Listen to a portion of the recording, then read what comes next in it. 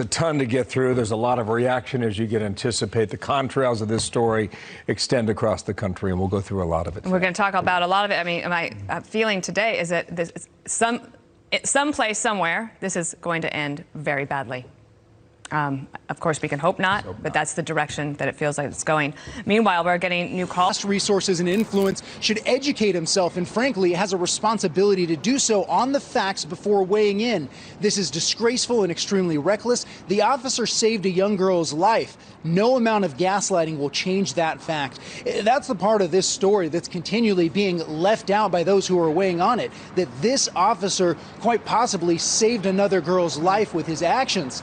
Otherwise, this case, entirely possible that it could have ended up like one just down the road in Cincinnati, where this week, just a day before, two 13-year-old girls who are black got into a fight. One stabbed and killed the other with a pocket knife. That case getting nowhere near the kind of attention that this one is. Dana? Indeed it is not. Thank you, Garrett. From Oakland, California, the chief of police is LaRon Armstrong. Chief, thanks for being here today. Good morning to you. Good morning. Thank you. We've heard from a lot of people, some involved, some not, as you can imagine. How did you see this play out based on what you've seen so far from the images? Well, I think this is a very tragic situation. I think at the end of the day, we have to recognize that officers are making split-second decisions that are very difficult. And obviously, this is a very difficult decision around trying to save someone's life.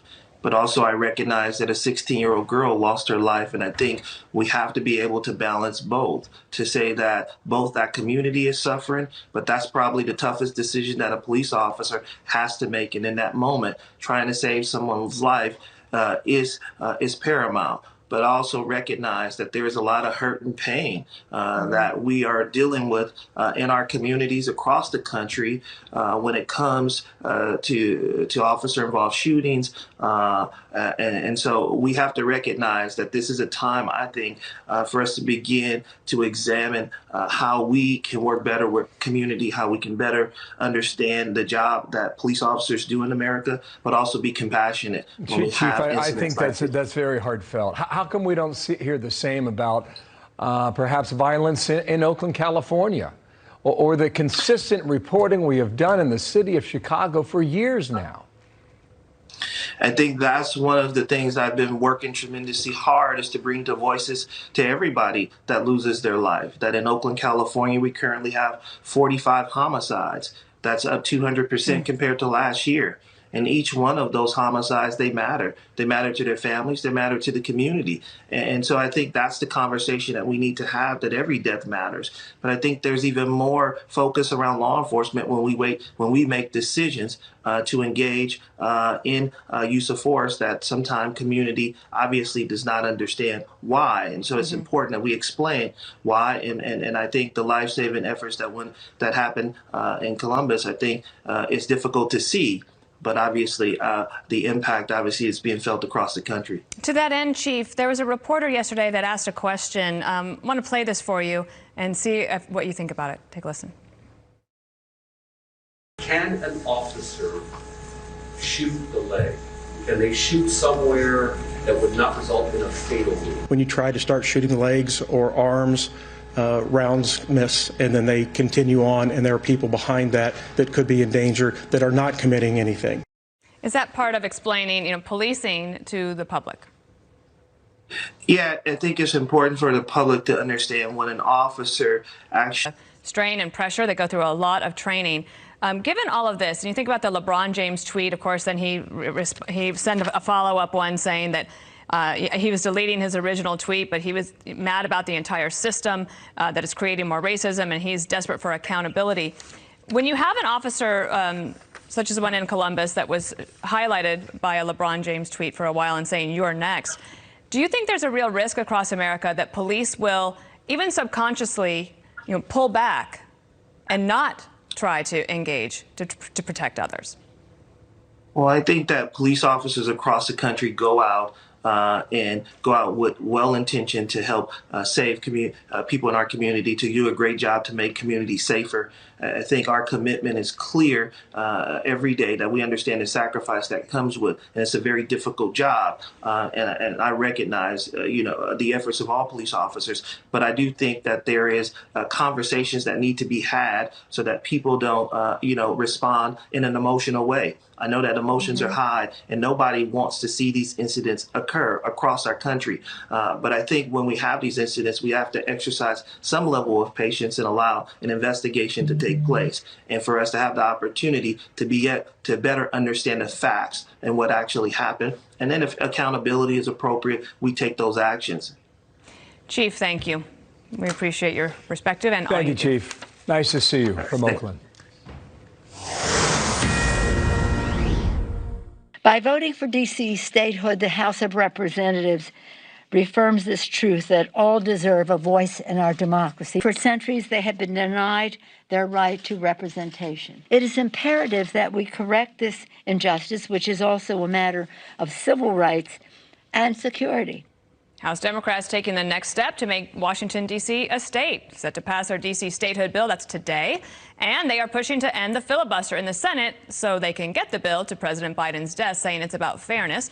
Republicans say it's just another power grab. Former Speaker of the House, Newt Gingrich, joins us now.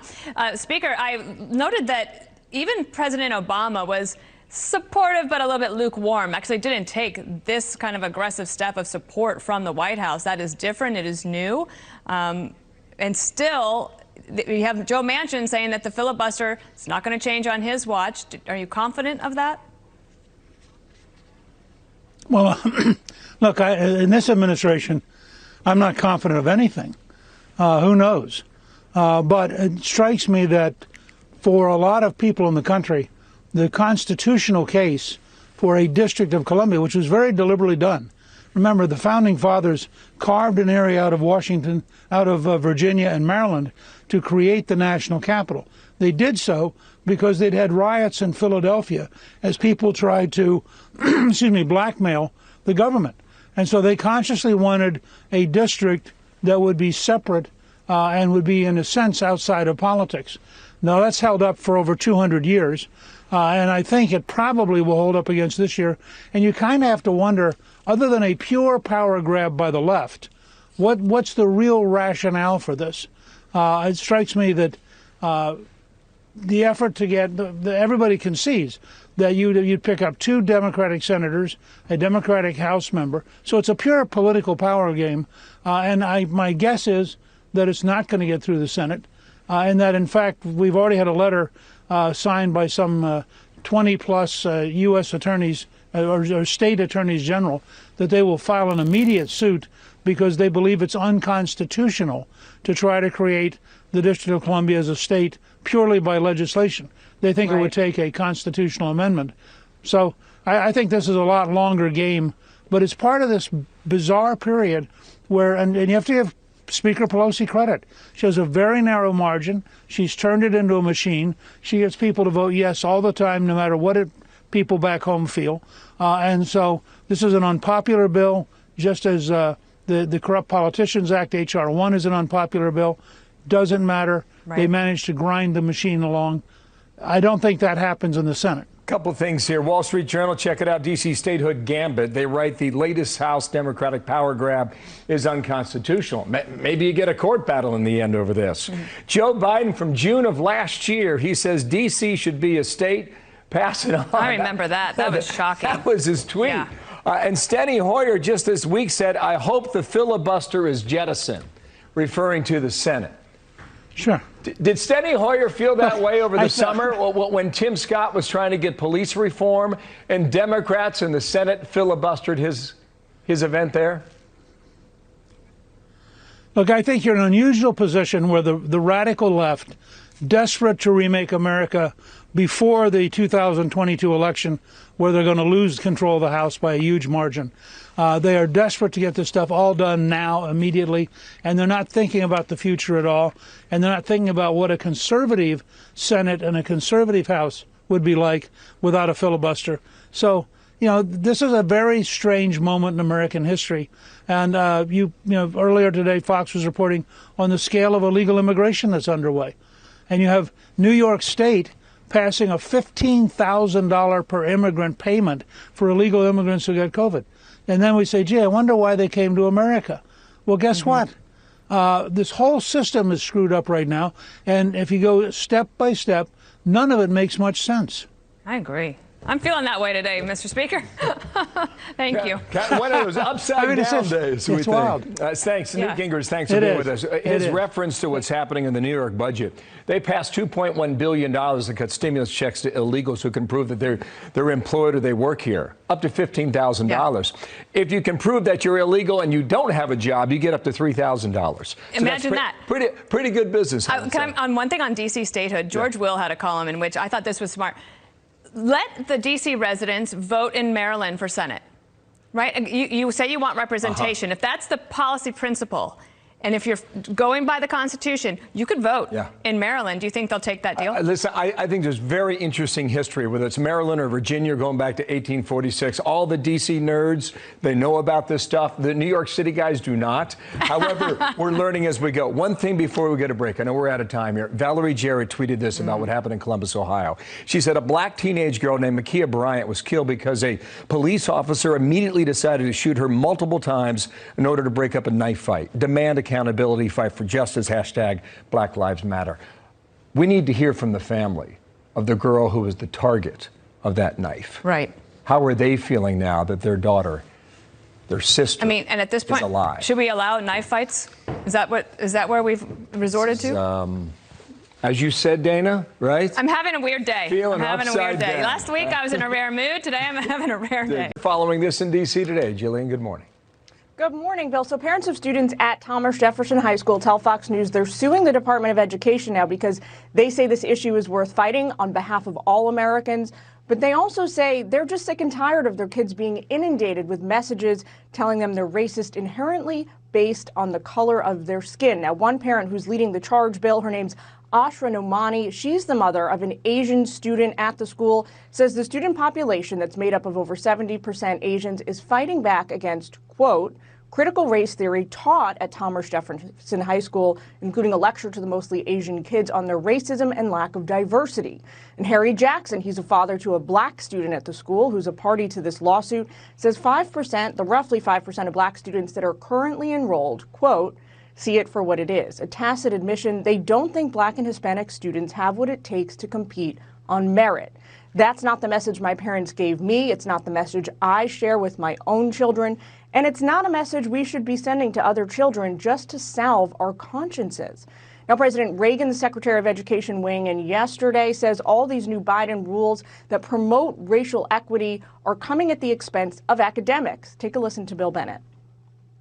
But this is not money you want, because this is money tied to programs that are not going to be good for your kids. What happened to reading and writing and math and science? Those are the things that we should be funding and supporting. Now, Bill, we're highlighting Thomas Jefferson High School today, but the Biden administration now is facing multiple lawsuits claiming that taxpayer funds are being used to push critical race theory in U.S. public schools. As you know, Bill, there is also a case now pending before the Supreme Court over Harvard's admissions policies involving critical race theory. Bill? On it goes. Thank you, Jillian Turner in Washington. Dana. For more on this, let's bring in Jeremy Hunt, Yale law student, U.S. Army veteran, and West Point graduate. Jeremy, I'm having a day where I just feel like everything is upside down. And part of it is this issue on the schools. What's your take? Yeah, I mean, it's crazy nowadays. I mean, there used to be a common assumption that education is a neutral area, that teachers kind of check their political ideology at the door, that curriculums are objective and teach objective facts. But it's clear that that has been debunked. I mean, right now, really the only universal truth that us as parents can really adopt is that we as parents are still the most powerful force in the American education system. And so parents have to come together, form be a unifying force and say no more. And also, we have to remember that no matter what goes on in the classroom, they cannot decide what kind of curriculum we teach in our homes. And so right now, my wife and I are raising a little toddler. Pray for us. But we're teaching her this kind of first principles that are somehow now radical ideas about treating people with respect, regardless of the color of their skin, and being selfless, serving others. You know, so we hope that she embraces those ideas, because she's not getting them from indeed. I remember when I was right in now. third grade, my dad started this tradition with me where I had to read the Rocky Mountain News and Denver Post before he got home from work, and be prepared to discuss 2 articles before dinner. So, you know, things like that obviously have an impact later on. Indeed. I want to read to you, though, some headlines from states that have changed some policies based on the racist issue, they're calling it. So Virginia County allocating more than $6 million for equity and equity training. Texas high school caving to a woke culture over a dress code controversy. And then this one, an Anchorage school board passes anti-racism and equity policies with overwhelming support. But see, in that last one, Jeremy, at least it was put to the school board, and there was a vote, and it passed. And so, I mean, is this representative maybe of what more people want than maybe you and I would think? Well, I think it's important that parents in particular stay as engaged as possible with the local school boards. I mean, it's so easy for us to get wrapped up in these major national issues about what's going on, but the local school board has so much influence over our day-to-day lives and over our children that it's so important that we stay engaged, that we don't get distracted by everything else going on, because we have even more influence in our local communities. And so that's why it's important that we need to know what votes are going on. People might have to run for office. Some people like named Jeremy Hunt, maybe. We'll see. Have a good weekend with that toddler of yours. Thank you. What grade were you in when your dad said, I need to... I was in third grade. Third grade. Wow. And we subscribed to the Rocky Mountain News and the Denver Post. Yeah. And I had to read the papers and then pick 2 articles to discuss before dinner. Dig it. My dad was sick and tired of me reading the sports page every morning. It wasn't until high school that he could get me to read the news. But that day that he saw me, he was proud. And look at you now. Oh, come on now. Look at the floor of the House right now. Now, we are told 216 Democrats are in favor of this. So when the motion is introduced and the bill comes to the floor, we expect this to pass today. And that's Eleanor Holmes Norton. Of course, she is the representative for Washington, D.C., a very strong advocate for this idea. Watching that from the floor of the House. Meanwhile, if it ain't broke, don't fix it, right? Larry Kudlow's warning about the president's spending plans. Its response to the deadly police-involved shooting of a teenage girl who was shown on a body cam attacking another girl with a knife. The White House suggesting systemic racism is to blame. David Spunt is live at the White House for us with this. Hi, David. Dana, good morning. Fox News confirmed that President Biden has specifically been briefed on the shooting of 16-year-old Ma'Khia Bryant in Columbus, Ohio. And remember, this happened about 30 minutes before the judge in Minneapolis read the guilty verdicts, all 3 guilty verdicts in the Derek Chauvin trial. President Biden has weighed in on multiple cases, Dana, including the Chauvin trial, where he said he was hoping for the right verdict, this while the jury was still deliberating. The president has not directly commented on the Ma'Khia Bryant case, but White House Press Secretary Jen Psaki did yesterday. Listen. The killing of 16-year-old Ma'Khia Bryant by the Columbus police is tragic. She was a child. We're thinking of her friends and family and the communities that are hurting and grieving her loss. Police Department former Obama White House advisor Valerie Jarrett tweeted, a black teenage girl named Ma'Khia Bryant was killed because a police officer immediately decided to shoot her multiple times in order to break up a knife fight. Demand accountability, fight for justice, hashtag Black Lives Matter. On the president's schedule today, he's speaking about climate change around the world with world leaders. Again, no public comments on this. It's always possible he'll be asked.